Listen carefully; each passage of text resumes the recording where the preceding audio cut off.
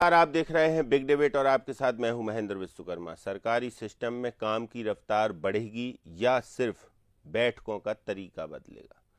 यह सवाल इसलिए क्योंकि केंद्र सरकार अब प्रशासनिक कार्यशैली में कसावट लाने के मिशन पर उतर आई है। जो केंद्रीय कैबिनेट सचिव हैं डॉक्टर टीवी सोमनाथन ने सभी राज्यों और केंद्र शासित प्रदेशों के मुख्य सचिवों को साफ संदेश दिया है कि आईएएस, आईपीएस और आईएफएस अधिकारी पुरानी कार्यशैली से बाहर निकलें और परिणाम आधारित प्रशासन अपनाएं। किसी न किसी अधिकारी की वजह से फाइलें दबी रहती हैं, फाइलों पे काम नहीं होता है, और क्योंकि उन जो पर्टिकुलर अधिकारी हैं वो उनके जो मत है उसके विरुद्ध है, जो काफ़ी गंभीर है आईएएस के बारे में। कि आप एक चीज़ देखिए, चाहे वो हेल्थ डिपार्टमेंट हो, चाहे स्पोर्ट्स हो, चाहे ट्रांसपोर्ट हो, चाहे न्यूक्लियर साइंस हो, चाहे सैटेलाइट टेक्नोलॉजी हो, या फिर कोई भी किसी भी साइंस हो, सिर्फ एक व्यक्ति ने एक एग्ज़ाम क्लियर कर लिया यूपीएससी से तो वो हर चीज़ का एक्सपर्ट हो जाता है।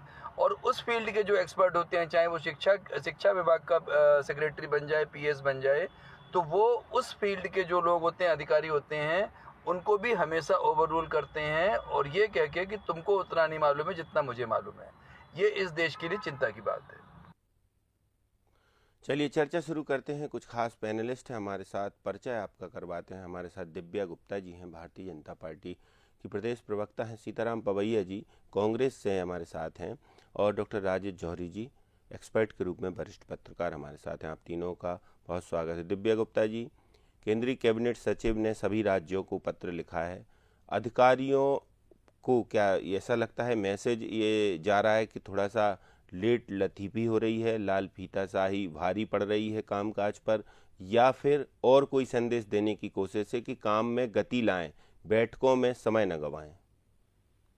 सबसे पहले तो नमस्कार, लेकिन मैं क्षमा चाहती हूँ आपसे, क्योंकि मैं शायद किसी टेक्निकल ग्लिच के कारण मेरा वीडियो आप तक नहीं पहुंच पा रहा है जी। आपका जो प्रश्न है और जो आज का विषय है, उस विषय के साथ थोड़ा सा एक बात ही जोड़ना चाहूंगी कि माननीय प्रधानमंत्री जी बहुत टेक्नो सेवी व्यक्ति हैं और आज से नहीं, बहुत पहले से उनको टेक्नोलॉजी का एक बहुत भान, आभास, ज्ञान, और उसको हमेशा उसको किस तरह से सुचारू रूप से गवर्नेंस के लिए यूज करना, तो गुड गवर्नेंस को टेक्नोलॉजी के साथ किस तरह से हम जोड़े और उसको किस तरह से और सुचारू कर सके, ये उनका हमेशा परम ध्येय रहा है। और इसी चीज को हम आगे बढ़ाते हुए उनका ये मानना है कि क्यों ना हम टेक्नोलॉजी के माध्यम से इसको और गतिमान कर सके, हमारी रीच बढ़े, विजिबिलिटी बढ़े और हमारी कैपेसिटी से ज्यादा एफिशिएंसी पर हम ध्यान देके हम उस पर काम कर सके। तो क्या हम इसको और अच्छा कर सकते हैं? मतलब केंद्र ने चेताया जब समझ आया। चलिए सीताराम पवैया जी, क्या कहेंगे आप इस पर कि केंद्रीय कैबिनेट सचिव ने सभी राज्यों को दिया, हालांकि केंद्र शासित प्रदेशों के मुख्य सचिव को ये पत्र दिया गया है कि थोड़ा सा काम में यदि इस तरीके से तेजी लाई जा सकती है कि मीटिंगों का एजेंडा तय हो, जिनको बुलाना है उनके पास पहले से एजेंडा पहुंच जाए, तो इसमें सबसे बड़ी बात है कि थोड़ा समय की बचत होगी और कामकाज में तेजी आएगी। इसको कैसे देखेंगे आप? सर्वप्रथम मैं आपके दर्शकों को, आपको और सभी पैनलिस्ट को कांग्रेस पार्टी की ओर से सादर अभिनंदन करता हूं। साथ ही एक चीज कहना चाहता हूं कि झूठों ने झूठों से कहा सच बोलो। सरकारी ऐलान हुआ है सच बोलो। घर के अंदर तो झूठों की एक मंडी सजी है जिसके दरवाजे पर लिखा है सच बोलो।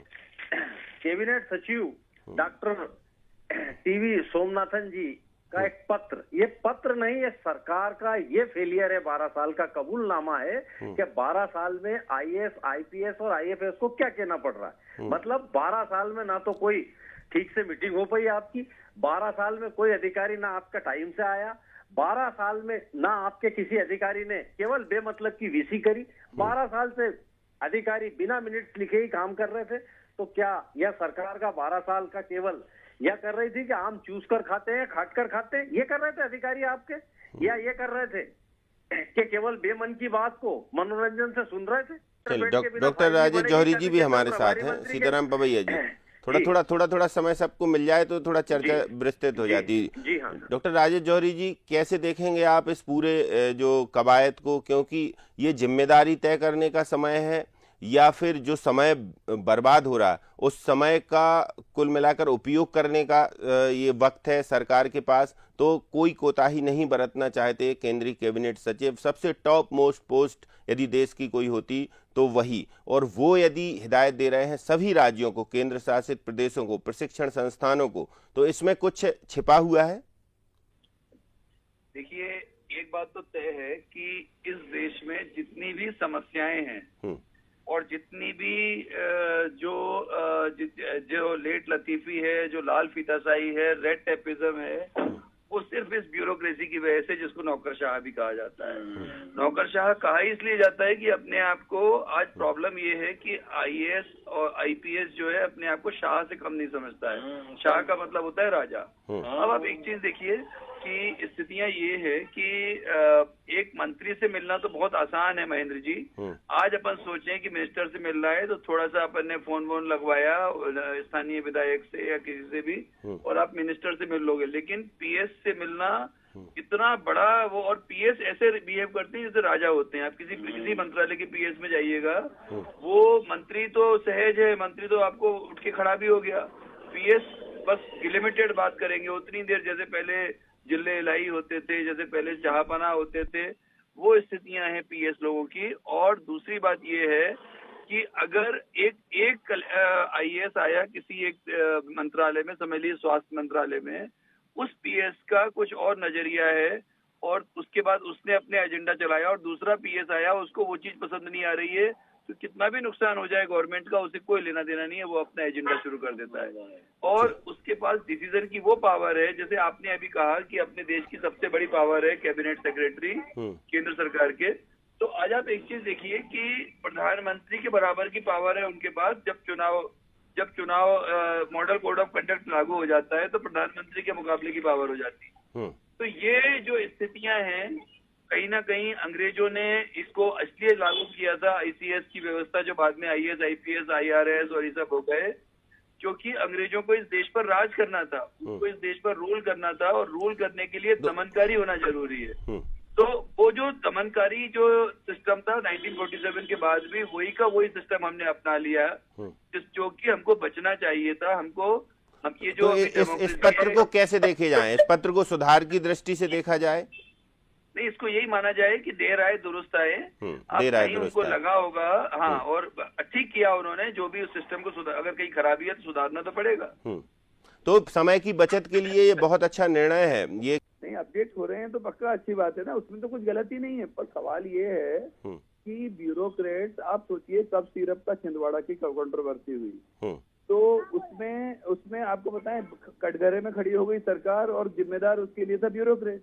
दिव्या जी ये बात नहीं समझ रही हैं कि वो ब्यूरोक्रेट्स, वो अधिकारी जिन्होंने उनको परमिशन दी थी, चाहे वो महाराष्ट्र की कांग्रेस गवर्नमेंट में हो या मध्य प्रदेश की बीजेपी गवर्नमेंट में हो, तो जिन अधिकारियों ने ऐसी फैक्ट्री को बिना किसी जांच के, एक तो महाराष्ट्र में जारी रखा और यहाँ पर बिना किसी सैंपल जांच के यहाँ पे दवाइयाँ बिकती रही, वो कौन थे? वो ब्यूरोक्रेट्स थे। तो उन पर कंट्रोल होना, हो सकता है कि मोदी गवर्नमेंट को ये बात समझ में आई हो कि अब जो है ये ब्यूरोक्रेट्स के अगर बस भरोसे रहे तो ये सब गड़बड़ कर देंगे। आप सोचिए सरदार सरोवर डैम जो है, जो आज से 30-35 साल पहले शुरू हुआ था और उसको बनते बनते, बल्कि उससे भी पहले हुआ था टिहरी डैम, उन सब चीजों में देखिए पॉलिटिक्स जो जहाँ थी वहाँ थी, लेकिन ब्यूरोक्रेसी का बहुत बड़ा रोल है उन चीजों को और आगे बढ़ाने में, उन चीजों को समय पर पूरा नहीं करने में। देखिए जैसे छोटी सी बात है, सरदार सरोवर डैम में क्या होता था कि तहसीलदार, एसडीएम और कलेक्टर, कमिश्नर, इनकी जिम्मेदारी होती थी मुआवजा देने की। जानबूझ के गलत आदमी को मुआवजा दे देते थे पैसे लेके, उस चक्कर में फिर मेधा पाटकर को मौका मिल जाता था, वो 4 सबूत लेके आती थी और पब्लिक को अपने पक्ष में कर लेती थी। तो गलती कहाँ है? गलती तो कहीं ब्यूरोक्रेट्स की हुई ना। तो ले के आप ये मान के चलिए इस देश में जितनी भी समस्याएं हैं, अभी चाइनीज ड्रोन्स का एक मामला आया है, दिव्या जी को पता नहीं मालूम है कि नहीं, तो उसमें भी ब्यूरोक्रेट्स ने अपनी मर्जी से उसको, जबकि स्ट्रिक्ट पॉलिसी है भारत सरकार की कि चाइना के ड्रोन्स नहीं होने चाहिए, नहीं तो हमारी सुरक्षा को खतरा है, और आपने वो उन ड्रोन्स को परमिशन दे दी। तो मुद्दा ये है कि एक तो ये बात होगी, दूसरा दिव्या जी ने एक बहुत अच्छी बात बोली कि जो रिव्यू मीटिंग, उनका जो महिला आयोग हो या बाल आयोग हुआ, तो उनकी उनकी जो रिव्यू मीटिंग है वो बात सही है कि वो जब तक ग्राउंड पे नहीं जाएंगे, आप उस महिला से नहीं मिलेंगे, तब तक वो काम नहीं होगा। पर उसको हम खर्चीली बात नहीं मानेंगे, क्योंकि वो that is the need of the hour, that is the need of that particular moment, कि वहां पर उसको उनको जाना पड़ेगा। तो जहाँ जाना है वहां जाएं, पर हर छोटी छोटी बातों के लिए ये लोग क्या करते हैं, कई ब्यूरोक्रेट्स अपना ऐसा समय निकालते हैं कि वो ऐसी स्थितियां करते हैं कि उनको घूमने जाना है, समझ लीजिए ओंकारेश्वर जाना है, तो उन्होंने अपना कोई ना कोई ऐसा, ओंकारेश्वर घूमने जाना है, उज्जैन जाना है, तो कोई ऐसा अपना टूर निकाल लेंगे कि सबसे पहले चलो उज्जैन, और उसके बाद जो भी काम किया 5-10 मिनट का, 1 घंटे का, और उसके बाद 1 दिन पूरा लगा दिया अपने घूमने फिरने। तो ये जो चिंता की बात है, इस पर कंट्रोल इस पर कंट्रोल करने के लिए शायद ये पत्र कारगर साबित होगा। और देखें